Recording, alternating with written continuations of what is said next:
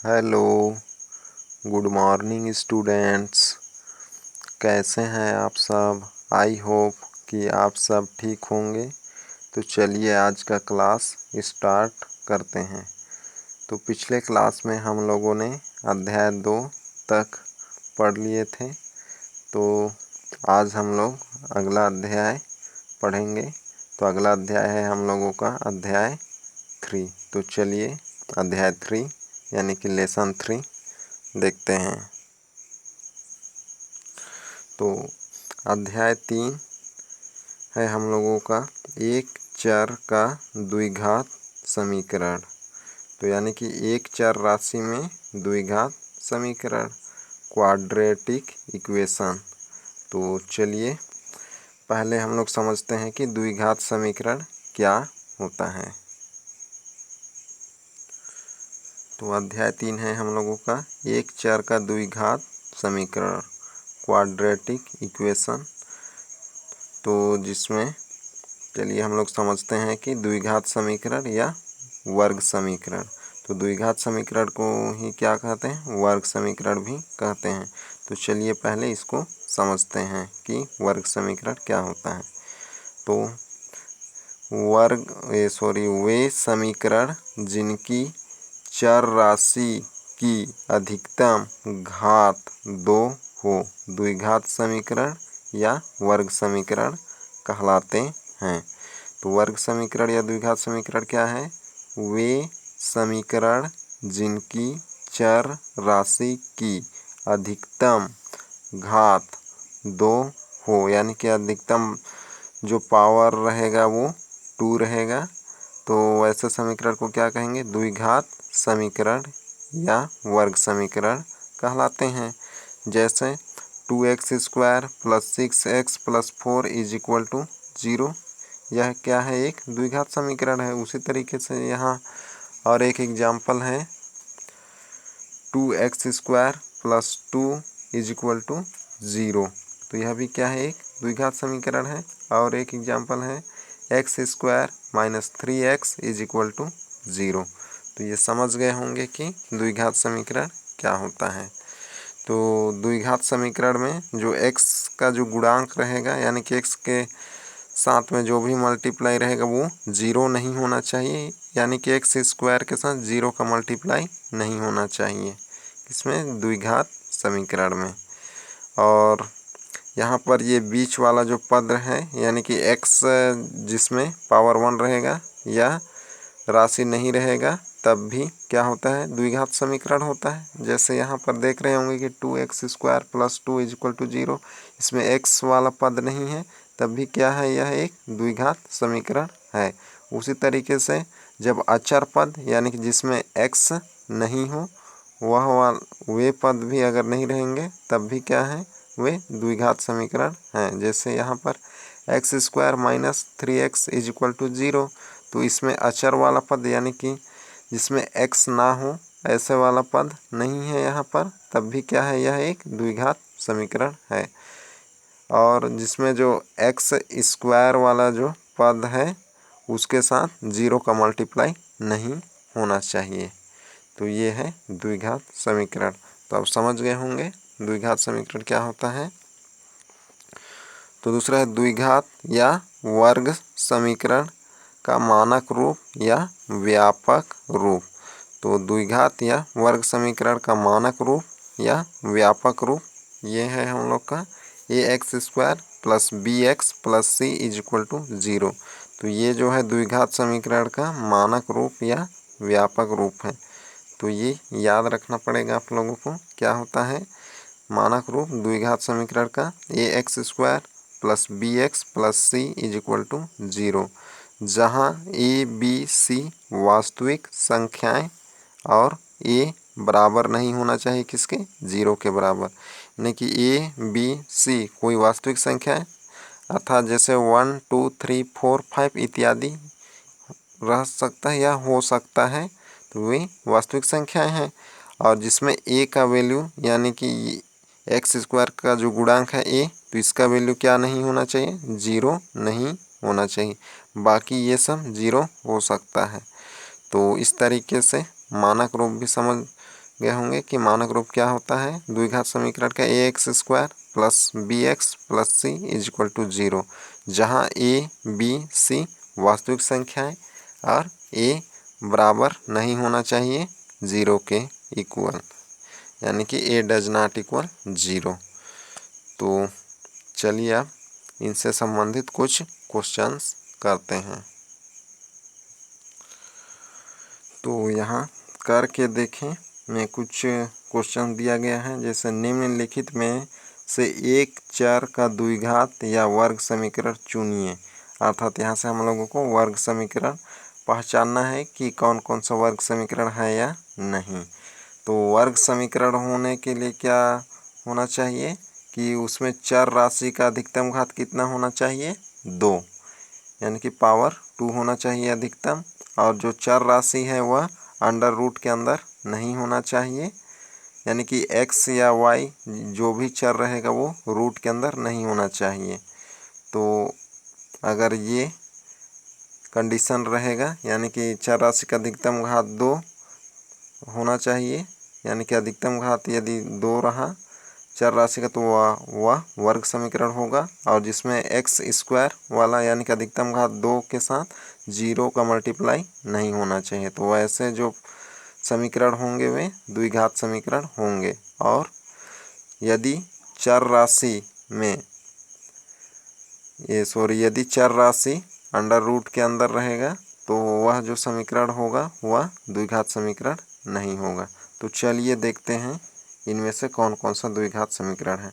तो यहाँ देख रहे होंगे कि question number 1 x² minus 3x is equal to 0 है। तो यहाँ चर राशि का अधिकतम घात क्या है, 2 है, एक कंडीशन लागू हो रहा है, और दूसरा जो है यहाँ जो चर राशि है वो करड़ी के अंदर नहीं है, तो यह क्या हो जाएगा, एक द्विघात समीकरण होगा। तो यह द्विघात समीकरण है। उसी तरीके से दूसरा है -3x² minus 2 is equal to 0। अब यह द्विघात समीकरण है या नहीं है, तो यह भी द्विघात समीकरण है। इसमें भी क्या है, चर राशि का अधिकतम घात 2 है, तो यह द्विघात समीकरण है। उसी तरीके से तीसरा है हम लोग का x plus 2 is equal to 0।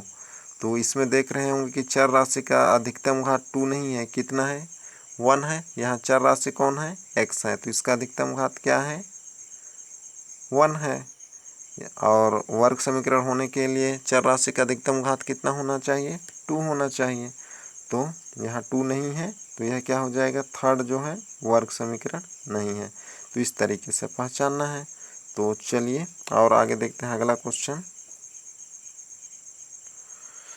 तो अगला जो है क्वेश्चन नंबर 4। तो क्वेश्चन नंबर 4 है x² plus y is equal to 9। तो यहाँ देख रहे होंगे कि चर राशि का अधिकतम घात कितना है, 2 है, और दूसरा चर y है, यानी कि यहाँ पर कितने चर हैं, 2 चर हैं, x और y। और हम लोग क्या पढ़ रहे हैं, एक चर में द्विघात समीकरण पढ़ रहे हैं। तो यानी कि जो समीकरण रहेगा उसमें केवल एक चर राशि होना चाहिए, या उसका घात 2 हो या उसका घात 1 हो, और दूसरा चर राशि नहीं होना चाहिए। तो यानी कि वर्ग समीकरण में अधिकतम घात चर राशि का 2 होना चाहिए और एक ही चर राशि होना चाहिए। x रहेगा तो x वाला ही रहेगा, अगर y रहेगा तो y ही, यानी कि मिक्स नहीं होना चाहिए। तो यहाँ देख रहे होंगे कि एक चर राशि x है और दूसरा y है। तो यहाँ टोटल कितने चर राशि हैं, 2 चर राशि हैं। तो इसलिए क्या हो जाएगा, ये जो समीकरण है हम लोग का x² plus y is equal to 9 द्विघात समीकरण नहीं है। और उसी तरीके से पाँचवा देख रहे होंगे कि x² plus 9 is equal to 0। तो यहाँ चर राशि हम लोग का क्या है, x है, और इसका अधिकतम घात कितना है, 2 है। तो यह क्या है, एक वर्ग समीकरण है। तो इस तरीके से समझ गए होंगे कि वर्ग समीकरण किस तरीके से पहचानना है। और अगला है question number 6 x plus 5y is equal to 0। तो यहाँ चर राशि क्या है, x है और y है, यानी कि 2 चर राशि है। तो यह तो वर्ग समीकरण नहीं होगा, क्योंकि इसमें 2 चर राशि है और इनका पावर भी 2 नहीं है, यानी कि 2 चर राशि उपस्थित रहा तो वह भी क्या होगा, वर्ग समीकरण नहीं होगा। और यहाँ पर अगला क्वेश्चन जो देख रहे होंगे कि ब्रैकेट में है x-1 और दूसरे ब्रैकेट में है x+2 = 0। तो यहाँ पर जब इस तरीके से रहे, ब्रैकेट के रूप में रहे, तो पहले इस ब्रैकेट को सरल करना पड़ेगा, उसके बाद ही पता चलेगा कि वह जो दिया गया समीकरण है वह वर्ग समीकरण है या नहीं। तो वर्ग समीकरण पहचानने के लिए पहले क्या करना पड़ेगा हम लोग को, उसको बहुपद के रूप में लाना पड़ेगा, यानी कि वर्ग समीकरण पहचानने के लिए जो ब्रैकेट रहेगा ब्रैकेट को हटाना पड़ेगा पहले। तो चलिए इसको पहले ब्रैकेट हटाते हैं, इसके बाद देखते हैं कि यह जो है वर्ग समीकरण है या नहीं। तो ये था हम लोग का क्वेश्चन x-1 और दूसरे ब्रैकेट में x+2 = 0। तो इसको पहले सरल कर देते हैं। तो यानी कि फर्स्ट ब्रैकेट का फर्स्ट पद का मल्टीप्लाई सेकंड ब्रैकेट के दोनों के साथ करना है, यानी कि x और 2 के साथ। फिर फर्स्ट ब्रैकेट का -1 का भी मल्टीप्लाई इन दोनों से करना पड़ेगा। तो चलिए करते हैं। तो फर्स्ट ब्रैकेट का फर्स्ट पद क्या है, x है, तो x लिख दिए। फिर यहाँ पर सेकंड ब्रैकेट को लिख देना है x+2, ये इसी को उतार दिए हैं। फिर यहाँ क्या है, -1 है, तो -1 लिखें। फिर सेकंड ब्रैकेट को लिख देंगे x+2 = 0। अब इसको मल्टीप्लाई कर देते हैं। तो मल्टीप्लाई करेंगे तो x का x से मल्टीप्लाई तो क्या आएगा, x²। फिर x का +2 से तो क्या आएगा, 2x आएगा। फिर अब x का इन दोनों से हो गया, फिर अब किसका करेंगे, -1 का इन दोनों से। तो -1 का x से करेंगे तो क्या आएगा, -x आएगा। फिर -1 का +2 से करेंगे तो क्या आएगा, -2 = 0। अब इसको सॉल्व कर देंगे तो x² वाला एक ही जगह है, तो उसको वैसे ही लिखेंगे। अब x वाला दो जगह है, तो यानी कि एक प्लस में 2x है, दूसरा माइनस में है, तो क्या आएगा, x आएगा, -2 = 0। तो अब यहाँ पर हम लोग इसको सरल किए, यानी कि x+1 और x+2 = 0 को सॉल्व किए, यानी कि सरल किए। तो कितना मिला हम लोग को, x² + x -2 = 0। तो यह जो है क्या है, हम लोग का एक वर्ग समीकरण है। और ये किसका हल था, इसका हल था। तो इसलिए ये जो दिया गया समीकरण क्या है, हम लोग का वर्ग समीकरण है, वर्ग समीकरण है। तो इस तरीके से बनाना है तो बन जाएगा। तो या इसको ऐसा लिखेंगे, यहाँ पर नहीं लिखना चाहेंगे तो अतः x-1 और x+2 = 0 एक वर्ग समीकरण है। तो ये हो जाएगा आंसर। तो इस तरीके से हल करके देख लेना है। अगर ब्रैकेट में दिए रहेगा तो उसको ब्रैकेट को हटा लेना है, उसके बाद जो लास्ट जो सरलतम रूप होगा वहाँ से देखना है। तो ये हम लोग का सरलतम रूप था। तो यहाँ हम लोग का क्या आया था, x² + x -2 = 0। तो यहाँ चर राशि x का अधिकतम घात कितना है, 2 है। तो इसलिए क्या है, यह एक वर्ग समीकरण है। और चर राशि अंडर रूट के अंदर भी नहीं है। तो इस तरीके से करना है हम लोग को, तो पहचान लेंगे अब। तो चलिए और आगे देखते हैं अगला क्वेश्चन। तो अगला क्वेश्चन देख रहे होंगे कि VIII में, यानी कि 8वां नंबर है हम लोग का, x² + 2 √x - 1 = 0। तो यहाँ देख रहे होंगे कि चर राशि का अधिकतम घात कितना है, 2। यानी कि चर राशि जो है हम लोग का x चर में है, ये जो समीकरण है वो, और जिसमें चर राशि का अधिकतम घात कितना है हम लोग का, 2 है। तो यह एक हम लोग का, तो यहाँ पर देख रहे होंगे कि चर राशि का अधिकतम घात 2 है, लेकिन यहाँ पर जो चर राशि है अंडर रूट के अंदर भी है। तो इसलिए क्या हो जाएगा, यह जो है हम लोग का दिया गया समीकरण वर्ग समीकरण नहीं है। क्यों नहीं है, क्योंकि यहाँ जो चर राशि है x जो अंडर रूट के अंदर है, अधिकतम घात तो 2 है, लेकिन चर राशि अंडर रूट के अंदर है, इसलिए नहीं है। यह जो समीकरण है हम लोग का वर्ग समीकरण नहीं है। अगर ये जो है अंडर रूट के अंदर नहीं रहता चर, यानी कि x, तब हम लोग को वर्ग समीकरण होता। और उसी तरीके से IX नंबर, यानी कि 9वां नंबर जो है हम लोग का, x - 3 का होल स्क्वायर = 0। तो यह क्या हम लोग का वर्ग समीकरण है या नहीं। तो उससे पहले इसको क्या करना पड़ेगा, सॉल्व करना पड़ेगा, यानी कि ब्रैकेट हटाएंगे तभी पता चल पाएगा कि वर्ग समीकरण है या नहीं। तो चलिए देखते हैं इसका भी हल। तो ये था हम लोग का क्वेश्चन, x माइनस 3 का whole square is equal to 0। तो यह एक फॉर्मूला में व्यवस्थित है a माइनस बी का होल स्क्वायर के रूप में। तो उससे विस्तार कर देते हैं। तो क्या होता है a स्क्वायर, यानी कि यहाँ क्या हो जाएगा x स्क्वायर, फिर माइनस 2ab होता है। तो 2a का वैल्यू कितना है, x है, और b का वैल्यू कितना है 3 है। फिर प्लस b स्क्वायर होता है, तो यानी कि 3 का स्क्वायर लग जाएगा इज इक्वल टू 0।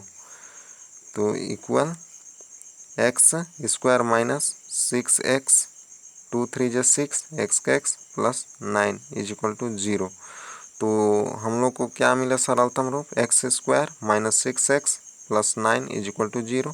तो यहाँ जो है अधिकतम घात कितना है समीकरण का 2 है, और यहाँ पर चार राशि जो है अंडर रूट के अंदर भी नहीं है। तो यह क्या है हम लोग का एक वर्ग समीकरण मिल गया। तो अतः हम लोग का क्या हो जाएगा, अतः x माइनस 3 का whole square is equal to 0 एक वर्ग समीकरण है। तो इस तरीके से बनाना है तो बन जाएगा। तो चलिए अब आगे देखते हैं। तो आगे है हम लोग का x नंबर, x ब्रैकेट के अंदर में है x minus 5 is equal to 0। तो ये आप लोग करके देख लेंगे। अगला है 11वां नंबर, x square plus under root 5 x plus 3 is equal to 0। तो यहाँ देख रहे होंगे कि चर राशि का अधिकतम घात कितना है 2 है, और एक ही चर है, यानी कि एक ही चर राशि में होना चाहिए वर्ग समीकरण में, तभी क्या होगा जो दिया गया समीकरण है वह वर्ग समीकरण होगा। तो यहाँ जो दिया गया जो समीकरण है ये हम लोग का, यानी कि x square plus under root 5 into x plus 3 is equal to 0। तो इसमें चर राशि का अधिकतम घात 2 है और एक ही चर राशि में है, और यहाँ पर अंडर रूट किस में लगा है, केवल 5 में लगा है, इसमें x में नहीं लगा है। तो यह क्या होगा एक वर्ग समीकरण होगा। तो किस में नहीं होना चाहिए अंडर रूट, जो चर राशि है x उसमें नहीं होना चाहिए, संख्या में हो सकता है। तो इस तरीके से यह क्या हो जाएगा हम लोग का एक वर्ग समीकरण होगा। उसी तरीके से अगला जो नंबर है y square minus z square plus 3 is equal to 0। तो यह हम लोग का क्या है वर्ग समीकरण नहीं है, क्योंकि इसमें दो चर राशि हैं y और z। तो यह वर्ग समीकरण नहीं है। तो उसी तरीके से अगला जो है हम लोग का x square minus 3 under root x plus 2 is equal to 0। तो यह क्या है हम लोग का वर्ग समीकरण, वर्ग समीकरण नहीं है, क्योंकि जो चर राशि है वह अंडर रूट के अंदर है। तो इसलिए यह भी हम लोग का वर्ग समीकरण नहीं है। और उसी तरीके से जो अगला जो नंबर है ये यहाँ पर देख रहे होंगे कि x square minus under root 3 into x plus 2। तो यहाँ किस में लगा है करड़ी, यानी कि अंडर रूट केवल 3 में है, एक्स में नहीं है। तो इसलिए क्या हो जाएगा यह एक वर्ग समीकरण है। और वैसे ही ये जो है ये आप लोग सॉल्व करके देख लेंगे, जैसे यहाँ पर इस क्वेश्चन को हम लोग किए थे वैसे ही इसको करना है, फिर पता चल जाएगा कि यह जो दिया गया समीकरण है हम लोग का वर्ग समीकरण है या नहीं। तो इस तरीके से समझ गए होंगे कि वर्ग समीकरण कैसे पहचानना है हम लोग को। तो चलिए प्रश्नावली स्टार्ट करते हैं। तो प्रश्नावली 1, तो जिसमें है हम लोग का क्वेश्चन नंबर 1, निम्नलिखित में से वर्ग समीकरण चुनिए। तो वर्ग समीकरण चुनना है यहाँ से हम लोग को। तो क्वेश्चन नंबर 1 है x square plus 3x minus 2 is equal to 0। तो यह क्या है हम लोग का वर्ग समीकरण है, बस यहाँ से चुन कर लिखना है हम लोगों को इसमें से। तो यह वर्ग आंसर में लिखेंगे आप लोग वर्ग समीकरण है। फर्स्ट क्या है वर्ग समीकरण है हम लोग का। और सेकेंड जो समीकरण है हम लोग का x square plus 1/x is equal to 1। तो पहले इसको यहाँ पर देख रहे होंगे कि एक्स स्क्वायर है, यानी कि चर राशि x का जो अधिकतम घात कितना है 2 है, यहाँ दिखाई दे रहा है 2 हम लोग को।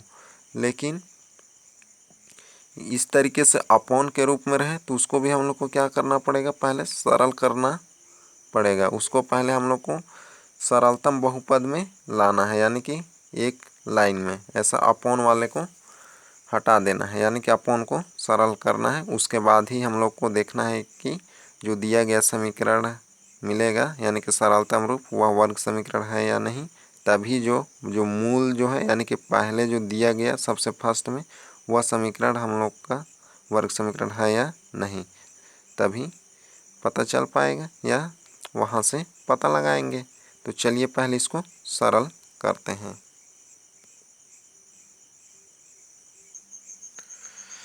तो यह है, इसको सरल करते हैं। X square plus 1/x is equal to 1।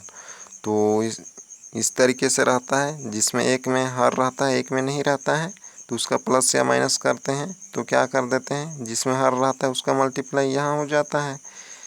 तो इसका x का मल्टीप्लाई किससे हो जाएगा, एक्स स्क्वायर से होगा, यानी कि इससे क्या हो जाएगा, मल्टीप्लाई हो जाएगा। तो x इंटू एक्स स्क्वायर क्या होगा, x का क्यूब आ जाएगा और यहाँ +1 है तो +1 अपॉन क्या हो जाएगा, x इज इक्वल टू 1, ये हो जाएगा। फिर से आगे इसको सरल कर देंगे तो क्या मिलेगा हम लोग को, x³ + 1 is equal to x। तो यानी कि यहाँ से तिर्यक गुणा कर दिए हैं, इसके नीचे कुछ नहीं है 1 है तो इसका मल्टीप्लाई ऐसा हो गया है इस तरीके से। तो अब इस x को इधर ले लाते हैं तो x³ माइनस का x और +1 इज इक्वल टू 0। तो ऐसा मिलेगा हम लोग को, यानी कि x को पक्षांतर कर दिए, लेफ्ट में है तो क्या हो गया, माइनस का x हो गया और +1 तो अपने जगह पास है लेफ्ट में, इधर से x पूरा बाहर आया है तो इधर क्या, ये सॉरी पूरा कॉमन हो, ये इधर पक्षांतर कर दिए हैं तो यहाँ क्या बचेगा, कुछ नहीं बचेगा अर्थात 0 बचेगा। तो यहाँ पर देख रहे होंगे कि चर राशि का अधिकतम घात कितना है, 3 है, जबकि वर्ग समीकरण में अधिकतम घात कितना होना चाहिए, 2 होना चाहिए। तो इसलिए क्या हो जाएगा, ये वर्ग समीकरण नहीं है हम लोग का, तो हो जाएगा अतः x² + 1/x वर्ग समीकरण नहीं है।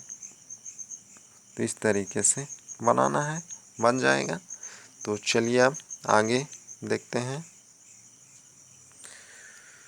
आगे है हम लोग का question number 3, 9x² - 100x - 20 is equal to 0। तो यहाँ देख रहे होंगे कि चर राशि का अधिकतम घात कितना है, 2 है, यानी कि 2 है और एक ही चर में है यानी कि x चर में है, तो इसलिए क्या हो जाएगा, यह एक वर्ग समीकरण है। और अगला जो नंबर है चौथा, x² - 3√x + 2 is equal to 0। तो यहाँ देख रहे होंगे कि चर राशि का अधिकतम घात कितना है, 2 है, और लेकिन यहाँ पर क्या है, चर राशि जो है अंडर रूट के अंदर है, तो इसलिए क्या हो जाएगा, ये दिया गया समीकरण हम लोग का वर्ग समीकरण नहीं है।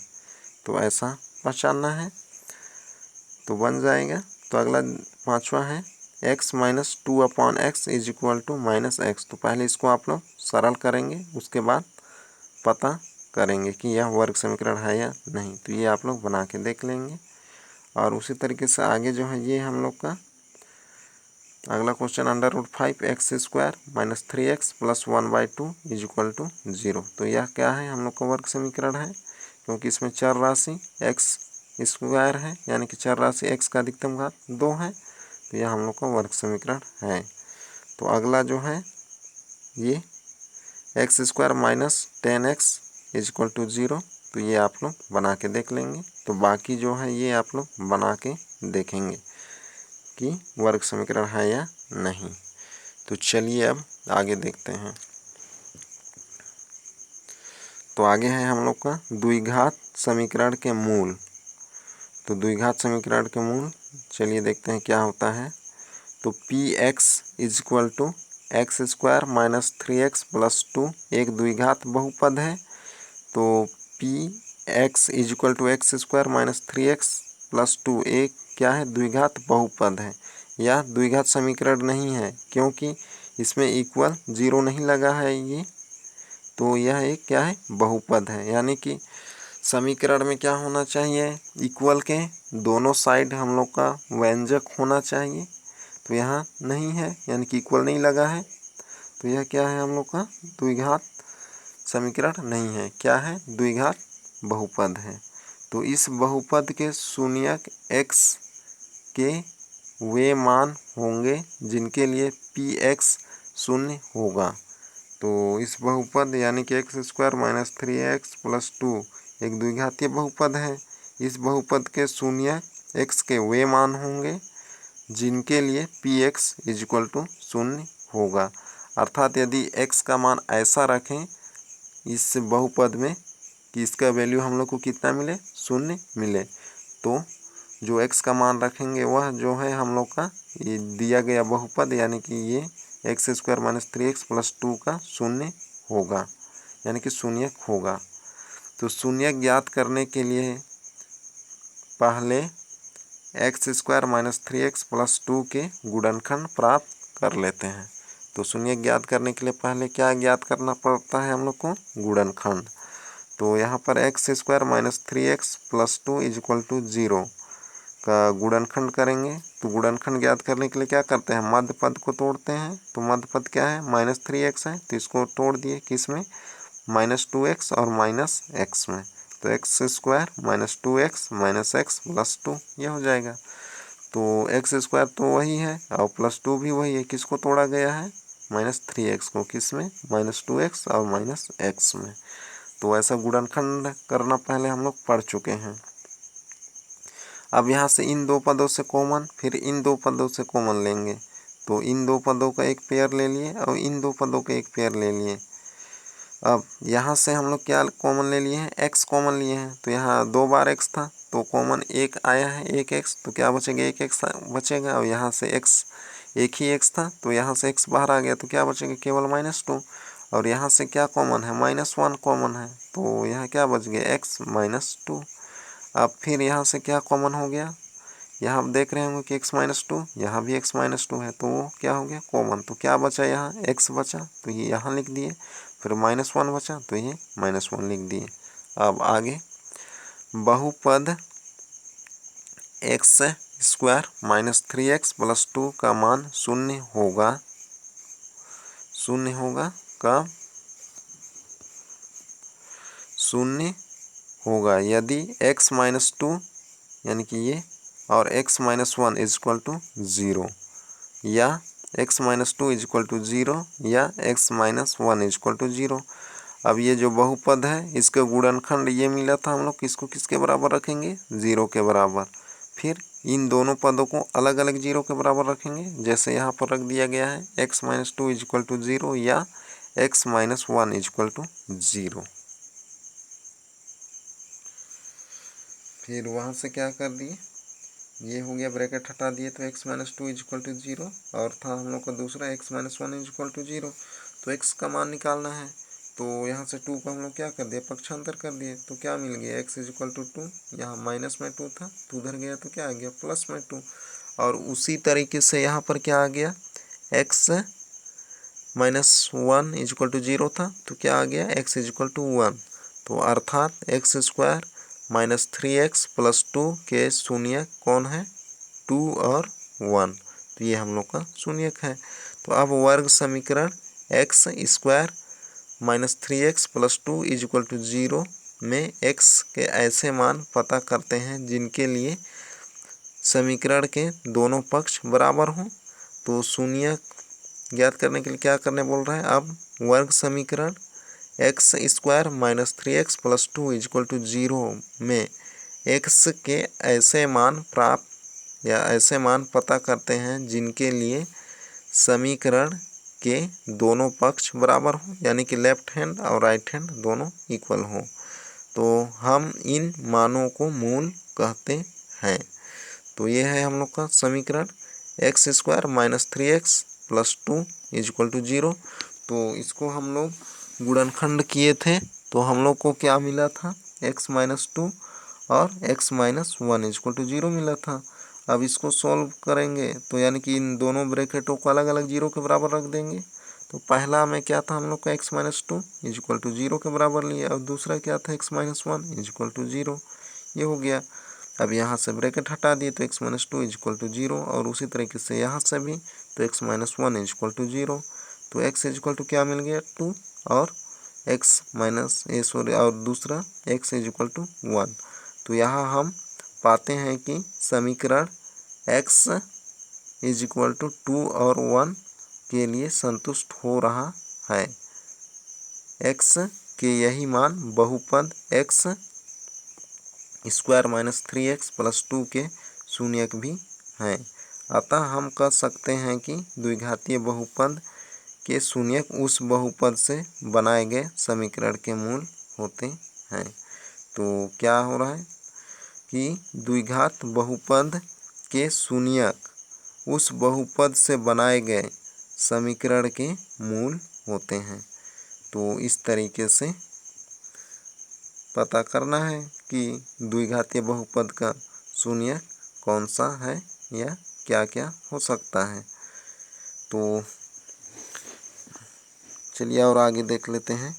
तो कैसे पता करें कि दिए गए मान द्विघातीय समीकरण के मूल हैं अथवा नहीं। तो अब यहाँ पर हम लोग कैसे पता करेंगे कि दिए गए मान द्विघातीय समीकरण के मूल हैं अथवा नहीं। तो चलिए देखते हैं।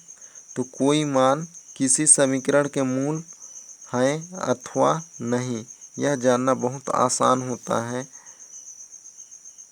जिन मानों को वर्ग समीकरण में रखने पर समीकरण के दोनों पक्ष बराबर हों, वे मान समीकरण के मूल होते हैं। तो आइए कुछ उदाहरणों से मूल जांच करने के तरीके सीखते हैं। तो किस तरीके से जो दिया गया मान है वह वर्ग समीकरण के मूल हैं अथवा नहीं। तो चलिए उसको देखते हैं।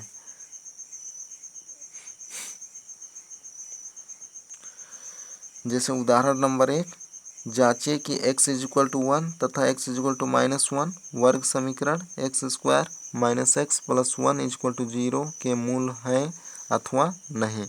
तो यहाँ हम लोग को x का मान क्या दिया है 1 और -1 दिया है, और वर्ग समीकरण दिया है x square minus x plus 1 is equal to 0 के मूल हैं अथवा नहीं।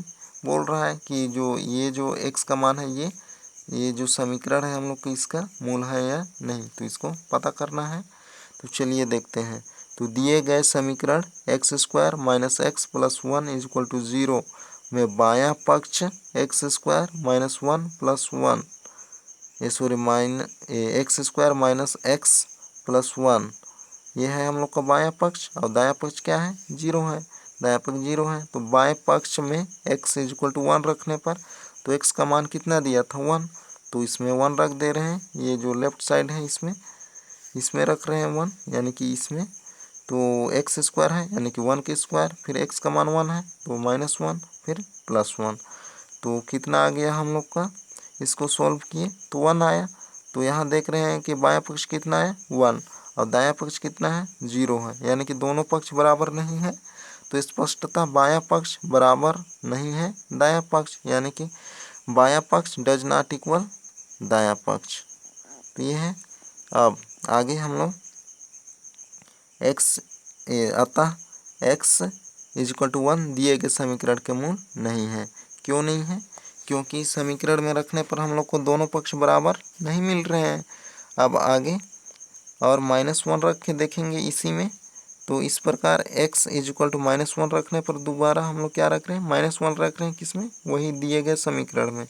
तो एक्स स्क्वायर यानी कि -1 के स्क्वायर फिर -x, तो ये माइनस ये है फिर -1 रख दिए x के जगह +1। अब इसको सॉल्व किए तो कितना आया -1 के स्क्वायर यानी कि 1, फिर यहाँ पर माइनस इंटू माइनस प्लस हो जाएगा यानी कि 1 फिर 1 तो 3। तो यहाँ पर भी देख रहे होंगे यानी कि -1 के स्क्वायर किए तो 1 आया, फिर माइनस इंटू माइनस कितना मिल गया प्लस, और ये 1 फिर प्लस का 1, तो इन सबको जोड़ दिए तो कितना आ गया प्लस का 3। तो यहाँ भी देख रहे होंगे कि लेफ्ट हैंड को सॉल्व किए तो कितना मिला 3, और राइट हैंड कितना है 0 है, यानी कि इक्वल नहीं आ रहा है दोनों साइड लेफ्ट और राइट, यानी कि बायां पक्ष और दायां पक्ष यहाँ भी बराबर नहीं है। तो अतः जो दिया गया जो मान है हम लोग को क्या होगा यानी कि x इज इक्वल टू 1 और x इज इक्वल टू -1 दिए गए समीकरण के मूल नहीं है।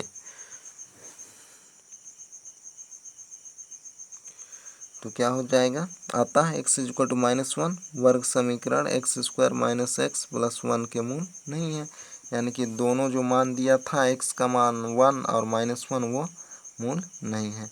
तो इस तरीके से जांच करना है तो बन जाएगा। तो एग्जाम्पल नंबर 2 आप लोग बना के देख लेंगे। तो चलिए आज आप लोगों का होमवर्क देख लेते हैं। तो आप लोगों का होमवर्क रहेगा प्रश्नावली 1 का निम्नलिखित में से वर्ग समीकरण चुनिए। तो इसमें से आप लोगों को वर्ग समीकरण चुनकर लिखना है। तो ये जो प्रश्नावली 1 है ये आप लोगों का होमवर्क रहेगा। तो जो कौन कौन सा है, जैसे 1 नंबर जो है हम लोग का x square plus 3 minus 2 is equal to 0। फिर नीचे क्या लिखेंगे आप लोग, आंसर, फिर वर्ग समीकरण है, ऐसा लिखते जाना है। उसी तरीके से दूसरा, यदि नहीं था, ये हम लोग का नहीं था तो आंसर फिर नहीं है, ऐसा लिखते जाना है। तो इस तरीके से ये प्रश्नावली 1 आप लोगों का होमवर्क में रहेगा। तो आज का क्लास यहीं तक। Okay, bye.